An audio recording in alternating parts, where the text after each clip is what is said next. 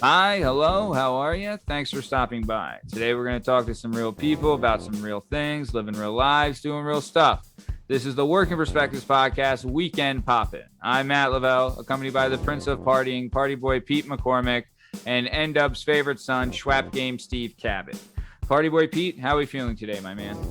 I'm feeling pretty good, Matt. One day before the weekend, it's let's get this party started. I love it. Schwap Game, how we doing, brother? He was a little down, but Pete got him back up. He's thirsty. Let's go. Pete does that. Pete does that. He has that effect. All right. So you can find us on all podcast platforms and YouTube at Working Perspectives Podcast. You can join us on Instagram at Working Perspectives Podcast and hang out with us on the Twitter and the TikTok at Working P Pod. And if you'd like to be a guest on the show, please email us at workingperspectives@gmail.com. All right. Let's get this thing started. Let's go. It's all objective to be effective by voicing societies. Working perspective, exploring your day and how you get paid. Launching a new episode every Tuesday. One day can transform while we inform with new episodes available on every platform. So check out our vibe and how we get live. Then do us a solid. Share and subscribe. We're just sharing. We're just sharing. We're just sharing. Working perspectives.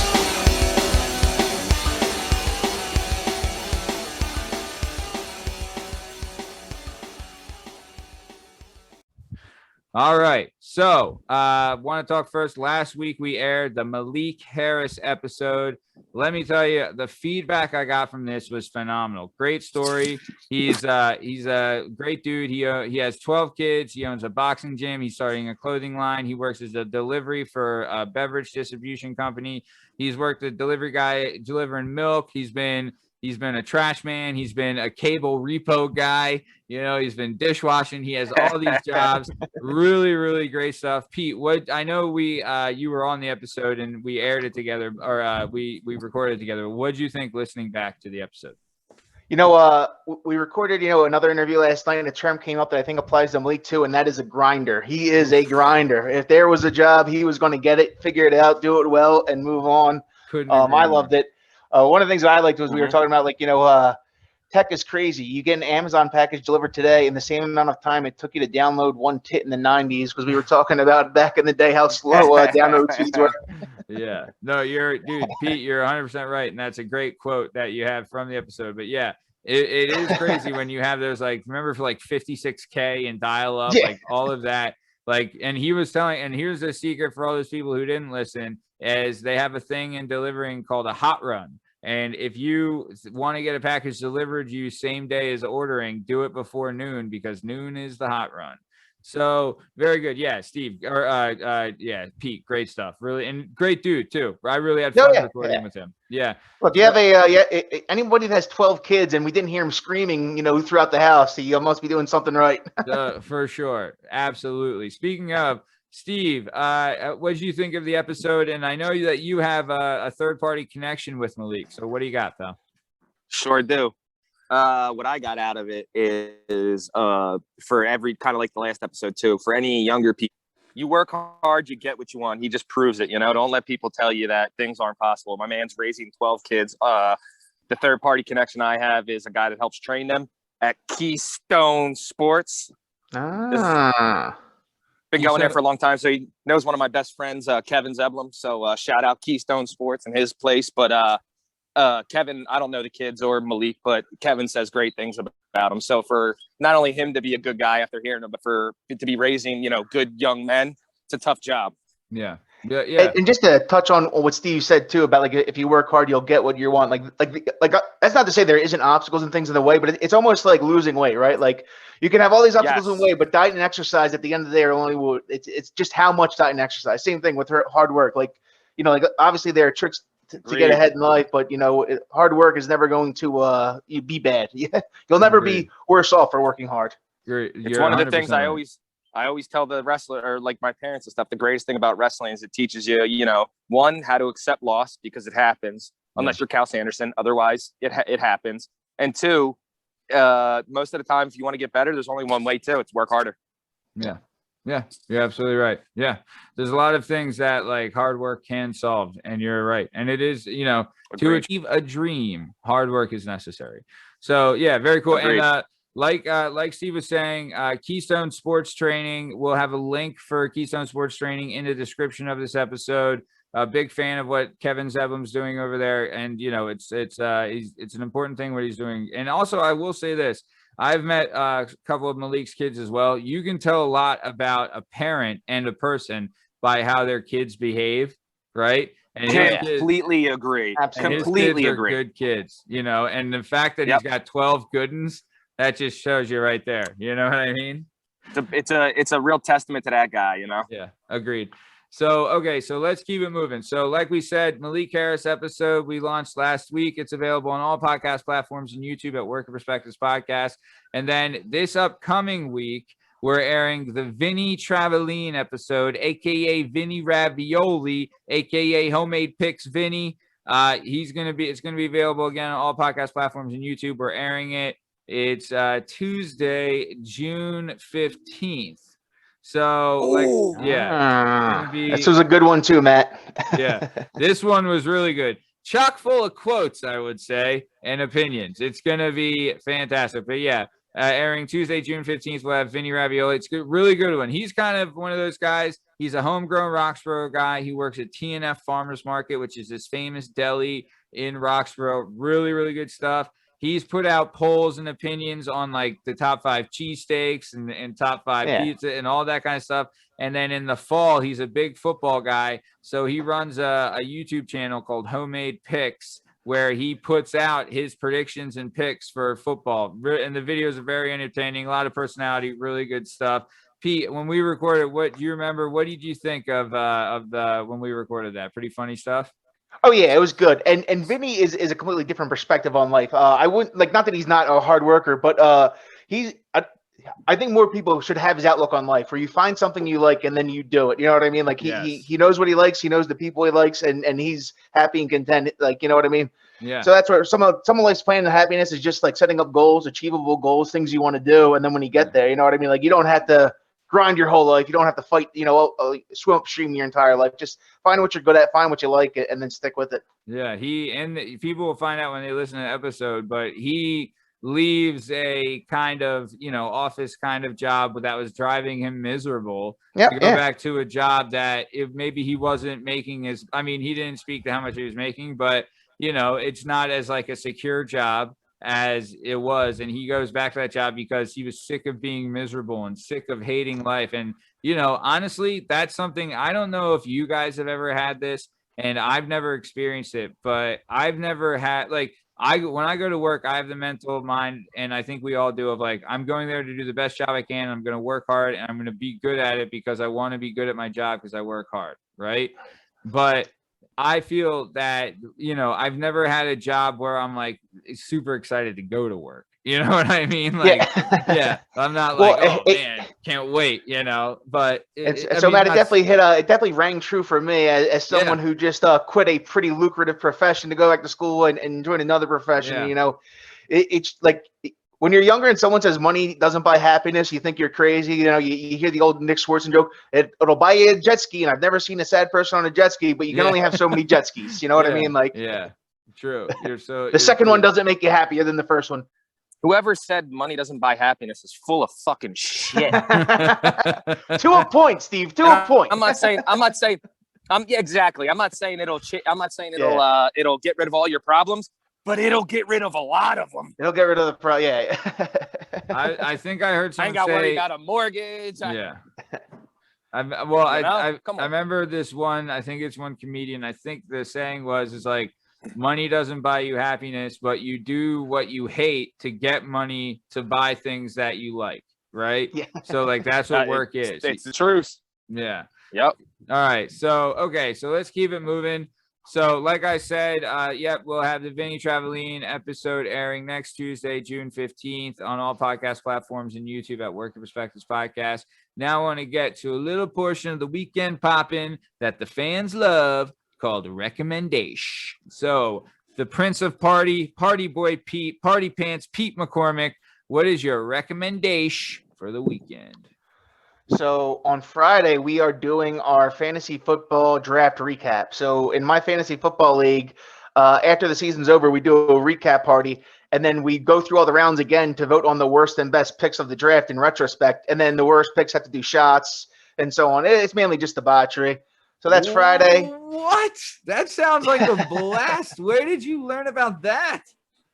It was just something we came up. We were just like looking for something to do. And we're like, oh man, we're not gonna have another draft for another 3 months. And we're like, why don't we just do a recap party? Because we made everyone do shots after these rounds, before the draft. And in retrospect, some of those picks were good, and so now we're just like doing a recap. Who actually had the best the draft? Who ended up winning your league? Did you? I came in second, and who in the league was destroying it at the end of the year? I got blown out by some running back who was putting up like 50 a game, and I had no chance. So I came in second place. Yeah, I came in second. I was in Alvin two leagues, Kamara. Kamara just Yeah. destroyed me. Yeah. He was like mediocre and then went off. Yeah. I got second. Motherfucker had 5 touchdowns. Yeah. I got second place in one league and third in the other. So And this was a $2,000 league. It's like 8 people. We do a 250 buy, and so I just lost it on $2,000 because of that son of a bitch. Oh my god, dude! Yeah, is that nothing will make you hate a guy than losing like $1,000 because he couldn't run 6 more yards to get you the fucking points you needed to win. But yeah, no, it's cool. I know in my draft that I do. So at the Hensel Gracie PA Academy, we do a fantasy league there. And we did the draft we did this year it's like I forget what it's called, but we're only able to draft rookies on our team next year. Yeah. So it's pretty exciting. Is it a dynasty league? Like it's a full keeper? Yeah. Gotcha. Yeah, you're exactly right. So yeah, I'm kind of excited to see how that works out. And then on Saturday, Matt, we're doing a barbecue that got canceled for Memorial Day. Oh, nice. And then Sunday, it'll be the first Phillies game of the season. First sporting event since COVID for me, going to a Phillies game on Sunday. Who you going with? My wife and a couple of friends. Nice, it's one of her friends' birthdays, and a couple of other friends wanted to go, so we're just going to meet up. Probably like 10 of us, maybe even more. Dude, that's great. All right, nice, man. Dude, I can't tell you last time I was at a Phil's game, bro. I can't. I mean, hopefully I can get there. I do miss those days. Like, remember like 06 when the Phillies weren't that great and Pat Burrell was like the highlight of the team. Yeah. I mean, Chase was there and all those guys. But like this Yo, is wait. Pat the fucking Bat was the star of the team. What kind of Stunag comment is that? Go fuck yourself. This was this was pre Chase Utley. Oh yeah, I guess Jimmy was the best. 06. 06 was when our first run was in 07. They were All all in the right. squad. Okay. Get the fuck out of here. Pat the Bat was the team captain and was like Pat the Bat at a time. Pat the Bat was the #1 star on the Phillies. No, when they were the worst team in the league, and the only time he was ever a star was in Miami in his college days. In the MLB, he could suck a fat nut. Do you guys remember when he bleached his hair blonde and the Daily News ran a headline that said blonde bombshell goes long? I'm like, Jesus Christ. And the only thing Pat did, I was a big Pat hater. All my friends used to crack up at it, but the only thing Pat did that was cool, in my opinion, was when we won the World Series. He came down in the Budweiser fucking cart joint with his 2 giant ass bulldogs in the cart with him down Broad Street, which was sick. Nice. Was that before or after AJ Feely stole his girl? Ooh. That's a good question. Mr. Steal Yo Girl in the Flesh. Met AJ Feely, FYI. But all right. Well, my favorite Philly games were actually when we were in high school and I got my first fake ID. And it was Steve. I don't know if you remember the U.S. Copy Center down on like Spring Garden Street. You would just write your age down, and it was like the crappiest thing. It had a globe on it, but it had the date. And we're sitting there, and the guy comes by, and he's beer. I'm like, can I get a beer? He's like, do you have ID? I was like, do you take fake IDs? And he said, yup. And I handed him the fake ID. He scanned it and just was like, there you go. Yeah, he didn't care. He just had to look like he the was vet days. One. Pete, I also went to that same establishment, and when they told me about it, I was like, "This is bullshit." Because I was living on Cecil B. Moore and 16th at the time, So Yeah. I walk in there and the guy whips open a book of every state's ID and is like, pick one. I was like, really? He's like, yeah. I'm like, all right, fuck it. So I picked Ohio, right? I filled it all out. And every place I went to accepted it without even paying attention, except for the only place I thought I was good was, remember, right at Broad and Susquehanna, there was the USA Deli. Yep. So I went in the USA Deli, and a 13-year-old Korean woman looks at my ID and immediately notices it's horse shit. It calls her mom over, and her mom comes over and looks at it and starts laughing and throws it back through the door. She said, "No beer for you." I was like, God damn it. What was How does it not work here? What was our spot, Pete, that you used to J stop? Deli J on Deli. on Cheltenham Avenue, right Yes. right before you get to 309. Yeah. My dad had his store in the Northeast, so I would drive by it whenever I was working, and I would always I had a cooler in my trunk that was always filled with 40s and quarts. Yeah. Ooh. Yeah. That was a fun summer. You remember it? I do remember this, that the girl I was seeing at the time told me that I had a drinking problem and we were 17. She might have been "What?" right. I was like, Yeah. what? We just having a fucking blast problem. All right. We That's just like, I have do have a drinking problem. This cup's empty. Why don't you Yeah, go fill her up? Yeah. Fill him up. Yeah. But dude, yeah, I remember those days. That was fun. All right. So Stoobs, now that you're back with us, what do you have for a recommendation for the weekend? You know where I'm going with this. We got UFC middleweight champion, superstar, the Israel Adesanya, going back to 185 for all these assholes out there who are questioning him after a tough fight with a guy who's much larger than him in Jan Blachowicz. And it was a tough fight. Yeah, no problem. He was able to take him down, and, Adesanya's not that great on the ground. Now, if you think this Vettori guy, who's kind of talking a little shit and people think there's a chink in his armor now, they just gave one of the most unique and advanced strikers I've ever seen on the planet all the incentive in the world to come out and show what he can really do. And I feel bad for this poor Vettori guy because he's about to get the brakes beat off him. Yeah, good. So I would love this. So for all our fans listening, we do talk a lot about MMA and boxing and fighting and things like that.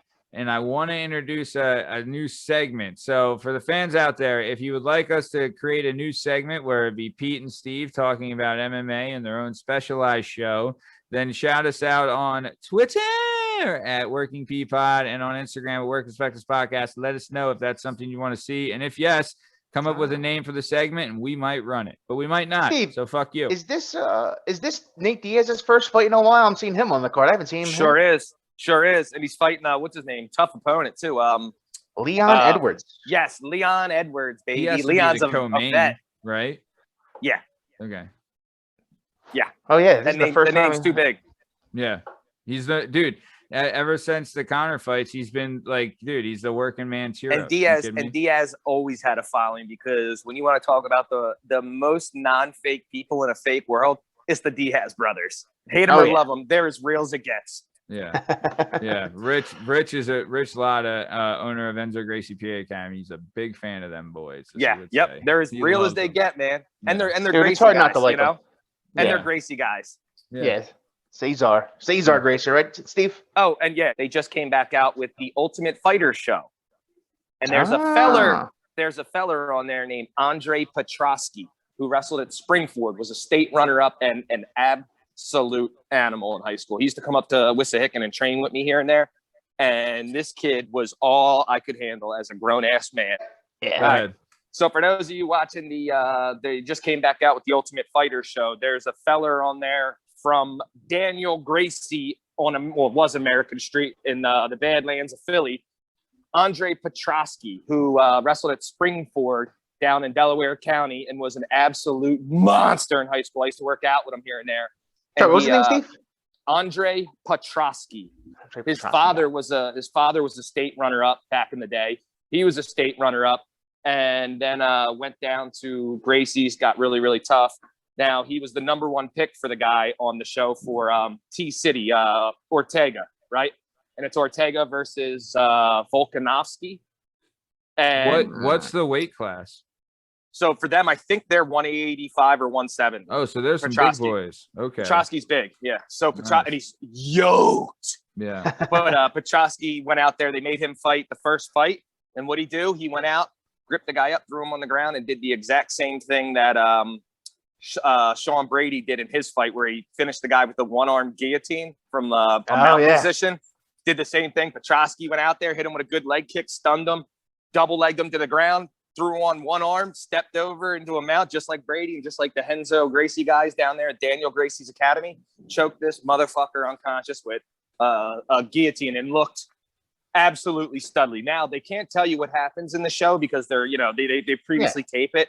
Yeah. I have a big feeling that Andre's either in the finals or wins this show because he is a fucking monster. So shout out Andre. Shit. That's I my haven't guy. watched Cup in a while, but I'm definitely going to be tuning in this season. Yeah. Local guy, hell yeah. Oh yeah. And a guy that I used to, like I said, there's very few in the 12, 13 years I've been working as a high school wrestling coach and working out with a lot of guys. I've seen some beasts come through.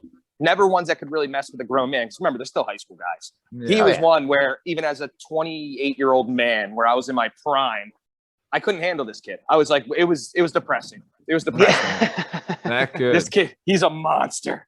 Yeah. Monster. Yeah.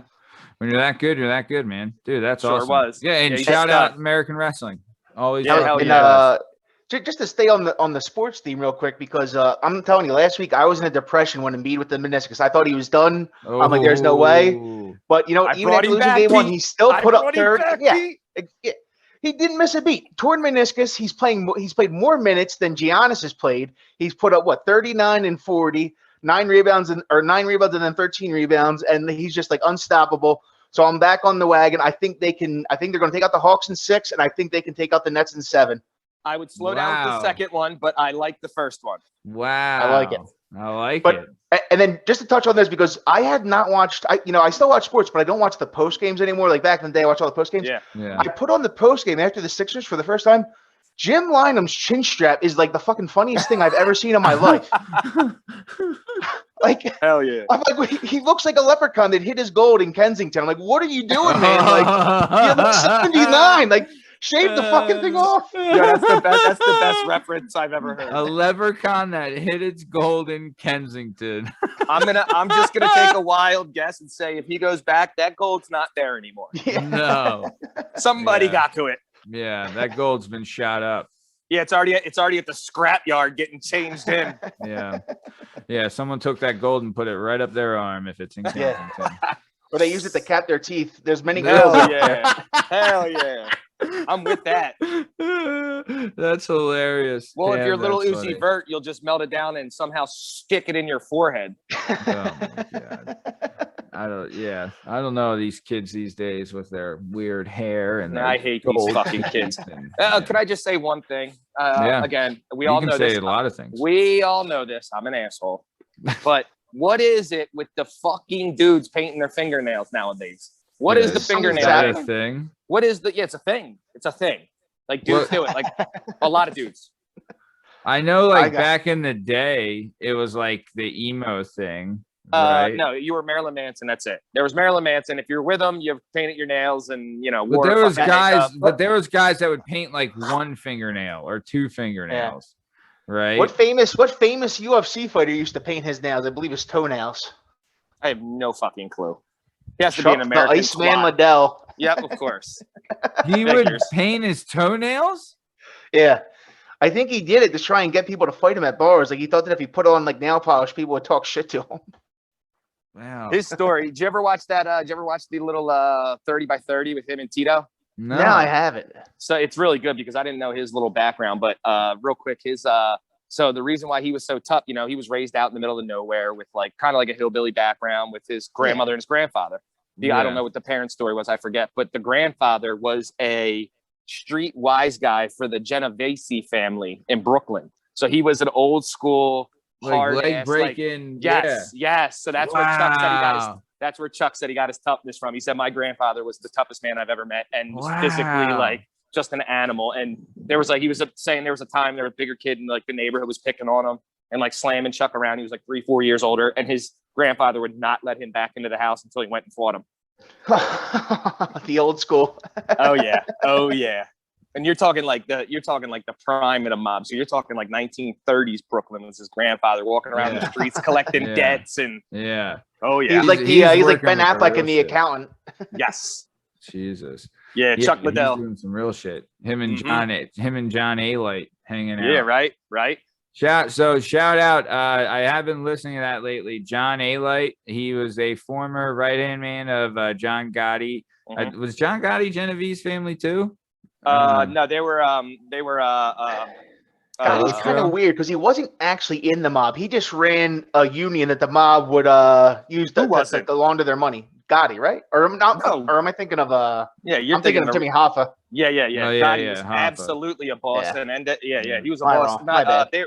Not the Columbos. Oh my God, I cannot think of this. This is gonna piss me off. Anyway, yeah. It was the Boyardees, I believe. Yeah. It was the spaghetti marinara family.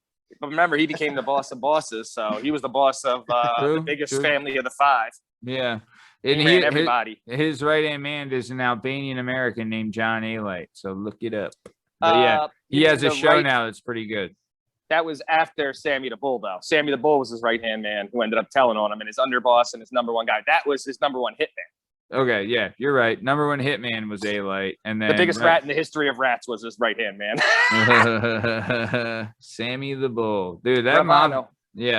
That mafia stuff is pretty interesting when they get into it, like the stuff they talk about. They have some good shit. You know who else has a really good show? Chaz Palminteri's show is really good. I bet he's the man. Yeah, yo, that shit about a Bronx Tale. That shit is still super, super real. Like, so my ex-girlfriend, her whole family born and raised in South Philly. So I was living in South Philly for years with her and like all her aunts, uncles, cousins. And there was a little incident where a guy outside on Wolf and 17th, there's, I don't want to name the establishment, but there's an establishment by there that's a, don't go in if you don't know the people type of place. If you're not part of the club. Yes, you don't go in, right? I went in there like an asshole one time to buy a 6-pack. I asked the guy for a 6-pack of Bud Light. He looked at me like I was a fucking idiot. And then he goes, now I can see that he has no idea where the beer even is. He's like walking around looking. He finds it. I put a $20 bill up on the counter. And in South Philly, you can get a 6-pack for like $8. I put a $20 bill on the counter. He takes it, says, thanks, and just walks away. I was like, note taken. You're like, I won't be back. That was me. That's on me. A local bookie got murdered outside of there, right? Like 30 bullets in him, blah, blah, blah. So I come down the street. It's like 3 blocks away from where we live. So I come walking down and I see her cousins who are older and they're in like, one's in the DA's office. The other's dad was like a political guy. So their names hold a lot of weight in the area. I come down. I'm like, yo, how about that shooting? They were like, shh, like, stop fucking yelling about it. I was like, are you serious? I was like, that's just still, we can't even, what the fuck? Yeah. It's 2015. Yeah. What the hell? Can't even bring it up. They're like, no, because the guy that shot him's actually right over there. He lives right here. I'm like, all right. Yeah, I was like, oh, okay. Yeah, hey, all right. Yeah, he owns, he's making some Schiffadels right now. Yeah, hey. All right, so let's finish this up. So we're coming to the top of time here. So Party Boy Pete, anything you want to say to the peeps before we send them off to the weekend? Just party on, party people. Party on, party people, from the Prince of Partying himself, Party Boy Pete McCormick.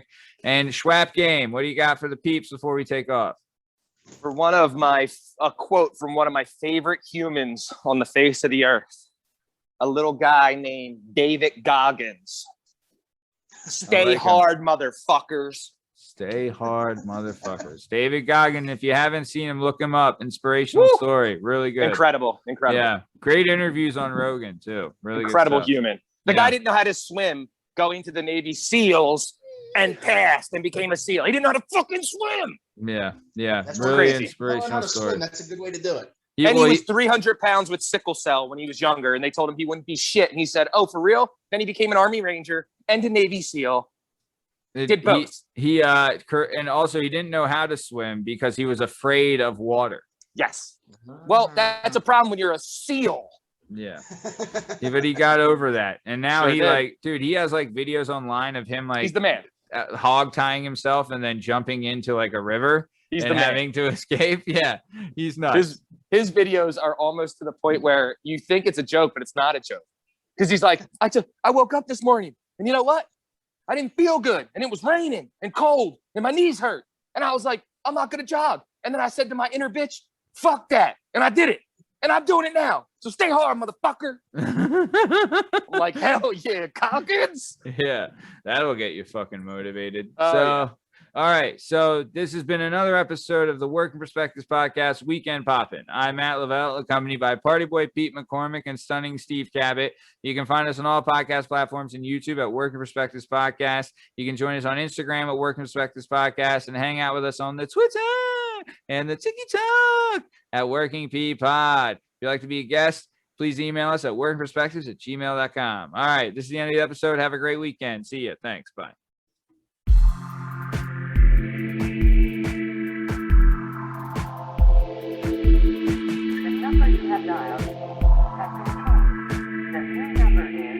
Working perspectives. Yeah, it's our objective to be effective. My voice in society's working perspectives. We're exploring your workday and how you get paid. Launching new episodes every Tuesday. Your day can transform while we inform with episodes available on all podcast platforms. Check out our vibe and how we get live. Then do us a solid, like, share, and subscribe. Working perspectives.